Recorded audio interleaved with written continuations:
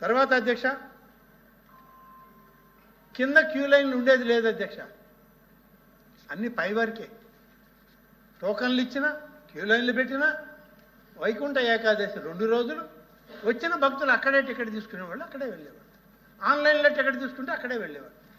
తర్వాత ఇవాళ మేము వచ్చాక నెక్స్ట్ ఏది జరిగినా మెజారిటీ ప్రవేశాలన్నీ ఆన్లైన్లోనే జరగాలి, ఆన్లైన్లో పెట్టండి, టికెట్ తీసుకున్న వాళ్ళే పైకి వస్తారు, క్రింద సిస్టమ్ మార్చండి అని చెప్పి వాళ్ళకి కమిషన్ రిపోర్ట్ ఆధారంగా మేము చెప్పడం జరిగింది.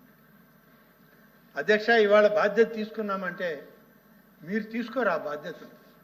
మీ పాపాల బాధ్యతల్ని ఇవాళ మేము మోస్తున్నాం అధ్యక్ష.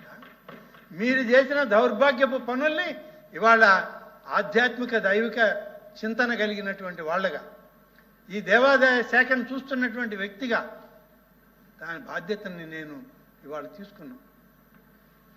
దానిలో బాధలు ఉన్నటువంటి వాటిని అన్నిటినీ కూడా ఇవాళ సరిచేసే ప్రయత్నం చేస్తున్నాం అధ్యక్ష.